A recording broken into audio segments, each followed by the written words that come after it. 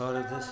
Տաղավար տարում էր առաջին եթերն է եւ այսպես մի քանի թեմաների հետ կապված կլսենք ձեր գնահատականը։ Այսպիսով Ալիևի վերջին հայտարարությունը տարեվերջին ինքը մեծ ասուլիս տվեց, որտեղ նորից ինքը խոսեց, այսպես հա, իբր համարեց, որ մեծ տարի է, այլևս խաղաղությունը կա, բայց ինչն է իրականությունը։ Նաև Ալիևը ասել, չկա միջազգային իրավունք, կա ուժի իրավունք եւ նորից խոսեց Զանգեզուրի միջանցքի մասին, ասելով, որ ոնց ուզում եք դա ամանեք։ Զանգեզուրի միջանցքը այլևս իրողություն է, դա նաև հաստատել է Միացյալ Նահանգների նախագահը։ Կխնդրեմ Ալիևի այս պարմանանքների հետ կապված այլևս ձեր տեսակետը արտահայտեք։ Նախ միջև այդ ուրեմն Ալիևի հայտարարություններին անդրադառնալը, ես ուզում եմ մեր ժողովրդին շնորհավորել այս տարվա նոր տարվա առիթով եւ Սուրբ Ծննդյան տոների առիթով, մաղթել մեր ժողովրդին, մեր հայրենակիցներին առողջություն, գործերին հաջողություն եւ մեր ժողովրդի բոլոր նպատակների իրականացում։ Իսկ ինչ վերաբերում է Ալիևի հայտարարություններին, Ալիևի հայտարարությունները մեզ համար առ ոչինչ են։ Ալիևի հայտարարությունները կարող են ազդել Նիկոլ Փաշինյանի միայն վրա, որովհետեւ Նիկոլ Փաշինյանը Հայաստանում կատարում է Ադրբեջանի եւ Թուրքիայի դեսպանների պարտավորությունները։ Որևէ Զանգեզուրի միջանցք նրանք չեն տեսնելու։ Դա մեր ինքնիշխան տարածքն է եւ եթե մենք ճանապարհ ենք տալու ադրբեջանցիներին, ուրեմն իրենք բեռնափոխադրումներ եւ ուղևորափոխադրումներ Ադրբեջանից Նախիջևան, այնտեղից էլ Թուրքիա եւ դեպի հետադարձ Նախիջևանից Ադրբեջան պետք է լինեն մեր զինվորների, մեր սահմանապահների հսկողության ներքո եւ մեր մաքսային ծառայությունների վերահսկողության ներքո։ Միայն ճանապարհ։ Բացի դրանից, եթե մենք նրանց տալիս ենք ճանապարհ, իրենք էլ պետք է մեզ տան ազատ ճանապարհ, ժամանակին Խորհրդային Միության օրոք մենք Ղազախով գնում էինք Ադրբեջանի տարածքով դեպի Վրաստան, այնտեղից էլ դեպի Ռուսաստան։ Իրենք էլ մեզ պետք է տան ճանապարհ դեպի ուրեմն Վրաստանով Ռուսաստան գնալու եւ Թուրքիան էլ մեզ պետք է տա ճանապարհ իր տարածքով դեպի Եվրոպա գնալու։ Ու Ադրբեջանն էլ պետք է տա մեզ ճանապարհ, մենք չնայած կարող ենք մեղրիով դեպի Իրան եւ արաբական երկրներ գնալ ու դեպի Հնդկաստան այնտեղից։ Բայց խոսում է, որ դուք ասում եք, մենք չենք տանում, կներեք, մենք այսօր ունենք մի իշխանություն, որ ըստ էության Ադրբեջանի բոլոր պահանջների հետ համաձայն է զիջել մինչև վերջ։ Խնդրեմ այս մասով։ Ես համոզված եմ, որ մեր ժողովուրդը չի հանդուրժելու այս իշխանության վերարտադրվելը։ Անընդհատ սրանք զիջելով գնում են։ Ես հիշեցնեմ, Նիկոլ Փաշինյանը, երբ որ ընտրվել էր վարչապետ, Հանրապետության հրապարակում հայտարարեց. «Սիրելի ժողովուրդ, Արցախի հարցի կարգավորման վերաբերյալ որևէ տարբերակ ես չեմ ստորագրի, կգամ այստեղ ձեզ քարցնեմ, այսպիսի տարբերակ են առաջարկում, ստորագրել թե ոչ»։ Իսկ երբ գնաց Պրահայում ստորագրեց Ադրբեջանի տարածքային ամբողջականությունը ներառյալ Արցախը, լրագրողները նրան հարցրեցին, բա ասում եք, ուրեմն ես որևէ տարբերակ չեմ ստորագրել, ինչու ստորագրեցիք։ Եվ երբ գնաց Արցախ 19 թվականին նա Արցախում հայտարարեց. Արցախն Հայաստան է եւ վերջ։ Լրագրողները նրան հարցնում էին, բա ասում եք Արցախն Հայաստան է եւ վերջ, ասում է ես այն ժամանակ շփոթվեցի, որ ասեցի Արցախն Հայաստան է եւ վերջ, պետք է ասեի Արցախն Ադրբեջան է եւ վերջ։ Ես բազմիցս եմ հայտարարել, եթե Ստեփանակերտի հրապարակում հանրության առաջ Նիկոլն հայտարարել, որ Արցախն Ադրբեջանի եւ վերջ, արցախցիները նրա գլուխը ջարդելու էին, նա չէր կարող ողջ վերադառնալ Հայաստան։ Նիկոլ Փաշինյանը, նորից եմ կրկնում, դավաճան է, նա վաճառել է Արցախը։ Հիմա որտեղ է վստահություն, որ այդ ամեն ինչ չի ստացվում նաեւ սուվերեն մեր հայրենիքին։ Ալիևը նորից պնդում է, որ չկա միջազգային իրավունք, կա ուժի իրավունք, այսինքն մենք կարող ենք մի օր ակնանալ եւ իմանալ, որ Սյունիք են մտնում։ Ուրեմն Նժդեհը բազմիցս հայտարարել է, որ բոլոր կարգի հարաբերություններում եւ միջազգային հարաբերություններում ուժն է ծնում իրավունք։ Այո, Ալիևը ճիշտ է։ Միացյալ Նահանգների ներխուժումը Վենեսուելա ապացուցեց, որ ուժն է ծնում իրավունք միջազգային հարաբերություններում։ Դրա համար, որպեսզի մենք լուծենք մեր պետության առջև ծառացած խնդիրները, որպես միջոց, որպես պայման պետք է հեռացնել գործող ապազգային թրքամետ իշխանություններին։ Իսկ այս իշխանություններին հեռացնելու համար անհրաժեշտ է ընդդիմադիր ազգային առողջ քաղաքական ուժերի, հասարակական կառույցների, հայրենակցական միությունների եւ անհատ գործիչների համազգային համախմբում։ Առանց համազգային համախմբման մենք ոչինչ լուծել չենք կարող, որովհետեւ ես օրինակներ բերեմ եմ, մինչեւ հիմա նորից էլի կուսակցություններ են հիմնադրվում։ Հայաստանում արդեն գրանցված են ավելի քան 140-ից ավել կուսակցություններ, նոր կուսակցություններ են հիմնադրվում։ Իմ բոլոր հանդիպումներում տարբեր քաղաքական ուժերի, ղեկավար մարմինների եւ հասարակական կառույցների, հայրենակցական միությունների ղեկավար մարմինների հետ ես նրանց ասում եմ, որ մի կողմ թողեք ձեր անձնական հարաբերությունները, անձնական համակրանքներն ու հակակրանքները, մի կողմ թողեք ձեր արտաքին քաղաքական կողմնորոշումները, մի մասը ռուսամետ են, մի մասը արևմտամետ, մի կողմ թողեք ձեր ուրեմն հավակնությունները ապագա պաշտոնի, եկեք համախմբվենք, մի հզոր միավորում ձևավորենք, քաղաքական միավորում, առողջ ազգային քաղաքական միավորում, բնականաբար հանրությանը կներկայացվի պետության բոլոր ոլորտների զարգացման վերաբերյալ քաղաքական ծրագիր, ոտքի անենք մեր իշխանությանը եւ կազմակերպենք աննազանդություն գործող ապազգային թրքամետ իշխանություններին։ Պարտադրենք Նիկոլ Փաշինյանի եւ իր կառավարության հերացումը ու գործող ազգային ժողովի լուծարումը։ Դա պետք է անել գարնանը։ Բնականաբար կձևավորվի ժամանակավոր կառավարություն, որը կիրականացնի արդար օրինական ազգային ժողովի նոր ընտրություններ։ Իսկ ինչ վերաբերում է քաղաքական ծրագրերին, մենք գտնվում ենք երկու թշնամական պետությունների արանքում, Ադրբեջան եւ Թուրքիա։ Դրա համար ամեն ինչ պետք է դնել բանակի հզորացման վրա։ Նիկոլը Հայաստանը դարձրել է ոստիկանապետություն։ Նա կազմակերպել է բանակը, վաստակաշատ զինվորականների ու ազատամարտիկների վրա հանձնարարել է հարուցել շինծու քրեական գործեր ու տանել նրանց կալանավորել։ Բացի դրանից, Նիկոլը կազմակերպել է Հայաստանի ազգային անվտանգության ծառայությունը։ Ազգային անվտանգության ծառայության աշխատակիցներին է հանձնարարված շինծու քրեական գործեր հարուցել ազատամարտիկների վրա, պայստազորի զինվորականների վրա, հոգևորականների վրա, քաղաքական գործիչների ընդդիմադիր ազգային քաղաքական գործիչների վրա շինծու մեղադրանքներ են ասիագրում եւ իշխանության ենթակայության ներքո գործող դատարանների միջոցով նրանց տանում են ապօրինաբար կալանավորում են։ Մեր սահմանադրությամբ ուրեմն դատարանները պետք է լինեն անկախ գործադիր իշխանությունից, բայց ամեն ինչ որոշում է գործադիր իշխանությունը Նիկոլ Փաշինյանի գլխավորությամբ։ Բացի դրանից, մեր սահմանադրությամբ եկեղեցին անջատ է պետությունից։ Նիկոլը իրավունք չունի քիթ խոթելու եկեղեցու հայ առաքելական սուրբ եկեղեցու գործերի մեջ։ Իրենք պետք է որոշեն կաթողիկոսին փոխում են, թե չեն փոխում։ Կեղծ պատարակներ են կազմակերպում տարբեր մարզերում եւ ուրեմն խաթարում են մեր Սուրբ առաքելական եկեղեցին։ Համաշխարհային եկեղեցականների միությունը Շվեյցարիայում բազմաթիվ ուրեմն հայտարարություններ է արել եւ դատապարտել է Հայաստանի իշխանությունների նման վարքագիծը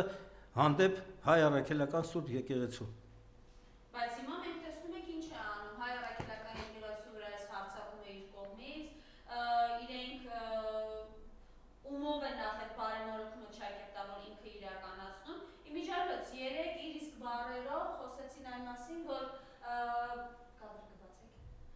ինչի մասին խոսքը, ինչ է իրարում այդ 1000 անգամ ներողություն, այդ դոմփել բառն է, որ ինքը օգտագործում, լրագրողը կառավարության ինստիտուտի ճեպազրույցի ժամանակ հարցրեց Փաշինյանին, իսկ դուք գիտեք, որ մամուլում տեղեկություններ են պտտվում Վազգեն Միրզախանյանի մասին, որ նույն այդ կյանքով է ապրել, դուք դրանով եք շագիրտավոր ձեր բարեփոխումը անում, խնդրեմ ես մասով ձեր տեսակետը։ Ուրեմն Նիկոլ Փաշինյանը լկտի անձնավորություն է, նա ոչ միայն դավաճան է, այլ նաև լկտի անձնավորություն է, որովհետև նա հայտարարեց. Սրբազան, ինձ այդ ինչ գործ ունես, դուք արդեն ասացիք, գնա քերոտ կնգան դոմփի։ Այդպիսի լկտի արտահայտություններ է անում։ Նիկոլ Փաշինյանը նաև ուրեմն հայտարարում է, որ հայ առաքելական եկեղեցին դարձրել են չուլաններ, ինչ որ այդպես բառ արտասանեց, չուլանացրել են եկեղեցիները։ Ու ինքը ամեն կերպ փորձում է կատարել Ադրբեջանի նախագահ, Ադրբեջանի բռնապետ Հեյդար Ալիևի եւ նրանց հոգևոր ղեկավար Փաշազադեի ուրեմն հրահանգները, որպեսի հայ առաքելական եկեղեցին ազատի ուրեմն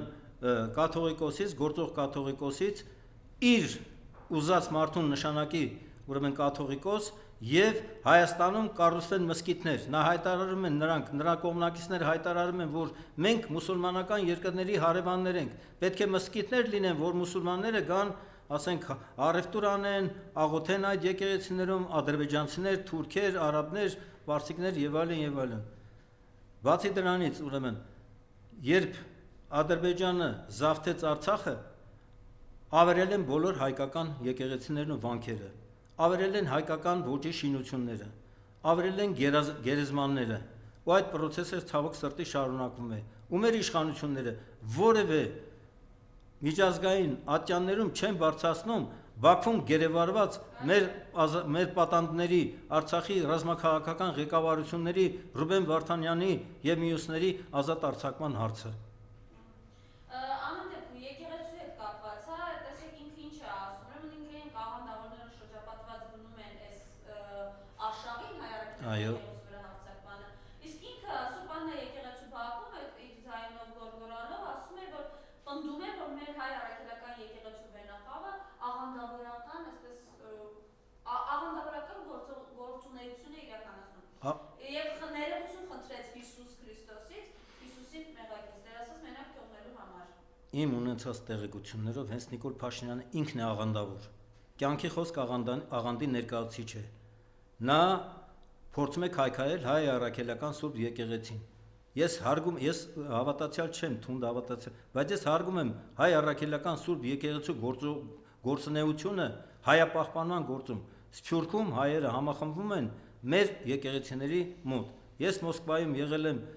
տասնյակ տարիներ առաջ ասպիրանտուրայում սովորել։ Այնտեղ ես ամեն կիրակի գնում էի հայկական եկեղեցի մեր հայրենակիցներին հանդիպելու, իմ մարզական ընկերներին, իմ ընկերներին, իմ ազգականներին հանդիպելու համար։ Ինքը նորից եմ կրկնում, ինքը կեղծ պատարակներ է կազմակերպում, ինքը կատարում է Փաշազադեի հրահանգները Ադրբեջանի հոգևոր առաջնորդի, որ Հայաստանում քայքայի մեր առաքելական Սուրբ եկեղեցին, որը հազարամյակներ շարունակ 1700-ից ավելի տարի շարունակ համախմբել է եւ պայքարել է մեր ժողովրդի ազատության համար օտար թշնամիներից։ Եկեղեցականները եւ Սարդարապետի պատերազմում, եւ ավարերի ճակատամարտում, եւ Արցախյան ազատամարտում մեր հետ միասին զորքի մեր զինվորների հետ միասին զենք են վերցրել եւ պաշտպանել են մեր հայրենիքը։ Իմջալոց, այս մասով ինքը որ Հիսուսից ներողություններ խնդրում է, այս ինչի դրսևորում է, ես չգիտեմ էլի, ու ինքը այդ հերձվածների հետ ինքը գնում է հայ առաքելական եկեղեցու դեմ, մեր գահապարին է այդպես կոչում, խնդրեմ։ Ես չեմ կարող պարզաբանել Նիկոլի վարքագիծը, թե ինչու է Հիսուսից ներողություն խնդրում։ Մի օր Հիսուս է, մի օր Պապ Թագավորը, հիմա Հիսուսից ներողություն։ Ինքը իրեն համեմատեց Պապ Թագավորի հետ մի ժամանակ։ Ինքը անընդհատ, ես ուրիշ բանի անդրադառնամ, մոտավորապես նման հայտարարությունների անում։ Մոռացեք, որ մենք ունեցել ենք Տիգրան Մեծի մեծ Հայաստան։ Մոռացեք, որ մենք ունեցել ենք Մասիս Սար։ Մոռացեք, որ մենք ունեցել ենք Արևմտյան Հայաստան։ Նիկոլը հայտարարում է, որ երբ ադրբեջանցիք ասում են Արևմտյան Ադրբեջան Հայաստանին, մենք վիրավորվում ենք, բա որ մենք էլ ասում ենք Արևմտյան Հայաստան, թուրքերը կվիրավորվեն, որովհետև դա Թուրքիա է։ Եվ մոռացեք Արարատ Սարը, դա Թուրքիա է։ Արագած Սարն է նկարել տվել իր որքան տեղակ է իր աշխատասենյակում։ Կրկնում եմ, նա պայքարում է մեր ազգային արժեքների դեմ, հայ առաքելական Սուրբ եկեղեցու դեմ։ Նա պայքարում է մեր պատմության դեմ, խեղաթյուրում է մեր պատմությունը։ Հանձնարարականներ են տվել դպրոցներում փոխել մեր պատմական դասագրքերը։ Դպրոցներում։ Պարոն Բազյան, հիմա կանք նաև մեր սոցիալական խնդիրներին, տեսեք, երեք ինչ է ասում է նորից թոշակառուներին, կարծես ծաղրի ես մարդը, հա, մեկը որ 20,000-ով էլ ավելացնենք թոշակները, խնդիրները լուծում չեն ստանալու, ինչի ավելացնենք։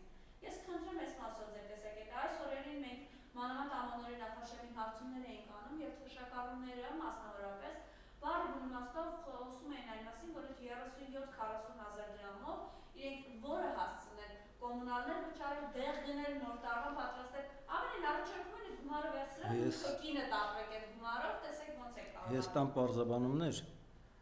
Նիկոլ Փաշինյանի իշխանության օրոք բարձրաստիճան պաշտոնյաների աշխատավարձերը կրկնապատկվել են մի բան էլ ավել նախարարներին, փոխնախարարներին, վարչության պետերին, ոստիկանության բարձրաստիճան ոստիկանապետերին, պատգամավորների եւ այլն, բացի դրանից մեկ աշխատավարձի չափով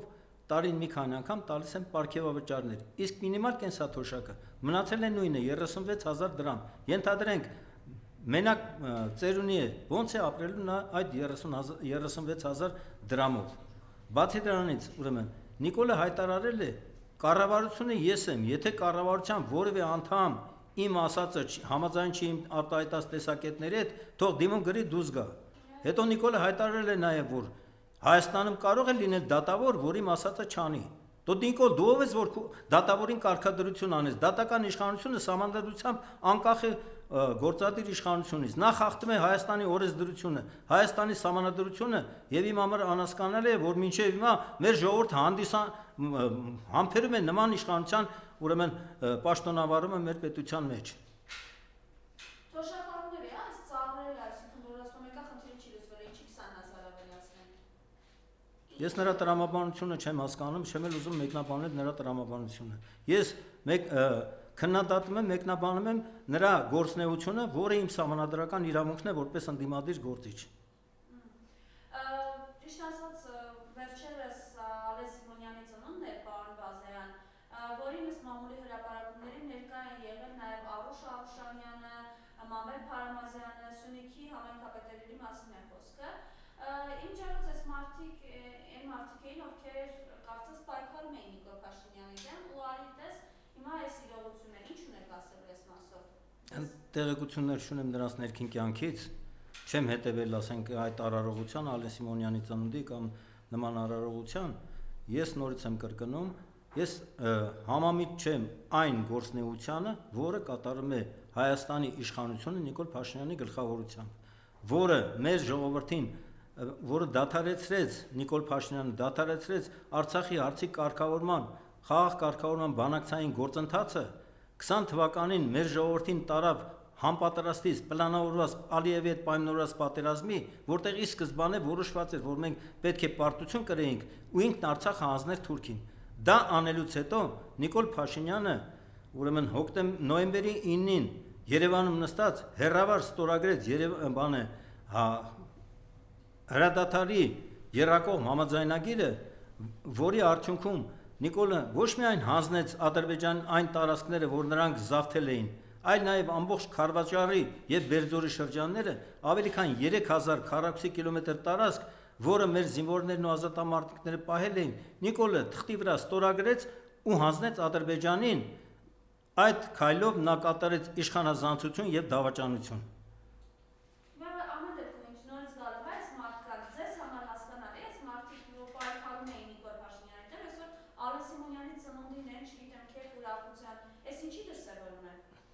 Դե չգիտեմ, դա ինչ ասեմ, երկու երեսանիության դրսևորում է, այդպես են ասում, որ մարդը համեստեղ է, ամենտեղ է։ Չեմ կարող ես արդարացնել այդ մարդկանց, ասենք, գործունեությունը, Աստված իրենց հետ ինչ ասեմ։ Եվ վերջին հարց, ամեն դեպքում ինչ սպասենք, Փաշինյանը երեք հայտարարել է, որ ամեն կիրակի ինքը գնալու է պատարակների, իր նպատակը որն է, իհարկե դրանք պատարակներ չեն, դրանք ծիսակարգել են, իր նպատակը որն է, ինչ անել եւ ինչի կհասնի ինքը։ Ինքը չի կարող, ուրեմն պաշտոնազրկել կամ ոնց են ասում, կարգալույծ անել կաթողիկոսին, ինքը դրա իրավունքը չունի, անկախ նրանից մենք ինչ վերաբերմունք ունենք գործող կաթողիկոսի նկատմամբ, եկեղեցին է որոշել նրան ընտրել է 99 թվականին որպես կաթողիկոս։ Եվ կաթողիկոսը Շվեյցարիայում բարձրացրել է ուրեմն հայ գերիների ազատ արձակման հարցը, Արցախում մեր մշակութային ուրեմն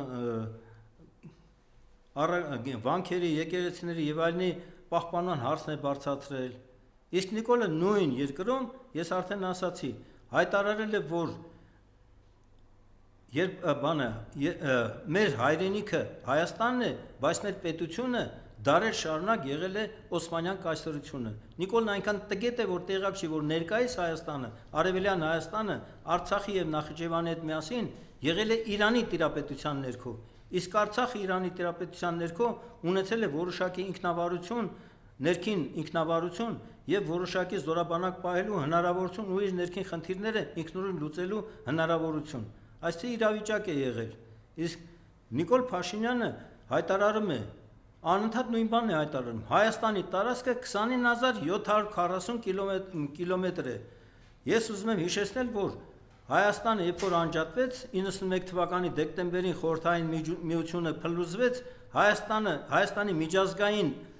միջազգայինորեն ճանաչված տարածքը եղել է ուղիղ 29800 քառակուսի կիլոմետր, իսկ այդ 60 քառակուսի կիլոմետր տարածքը ռազմավարական նշանակության բարձունքներու դիրքեր են, որտեղ 44 օրյա պատերազմի պարտության արդյունքում ադրբեջանական զինվորականները եկել նստել են կրակի տակ պահելով մեր արևելյան բնակավայրերը, ճանապարհները եւ այլն։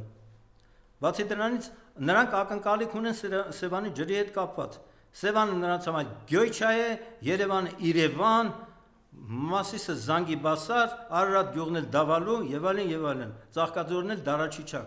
Նրանք ակնկալիք ունեն ամբողջ Հայաստանի վրա։ Նրանց պահանջն է 300,000 ադրբեջանցի պետք է գան վերաբնակեցվեն Հայաստանում, ադրբեջաներենը դառնա Հայաստանում երկրորդ պետական լեզու, մենք պետք է նրանց տրամադրենք Զանգեզուրի միջանցքը, բացի դրանից պետք է նրանց տրամադրենք ուրեմն Սևանի արևելյան ափը, որովհետև նրանք նաև քաղցրամ ջրի կարիք ունեն օգտագործելու Սևանի ջուրը իրենց կարիքների համար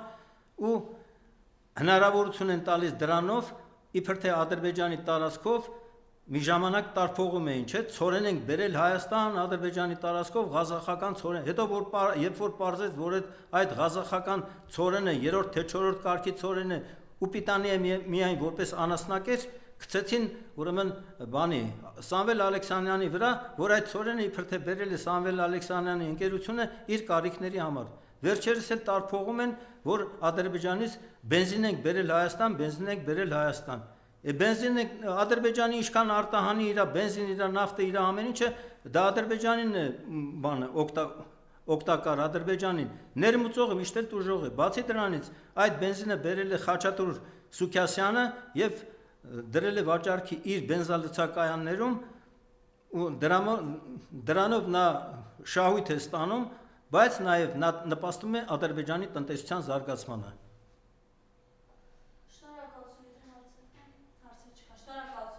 Շնորհակալ եմ հրավերքի համար։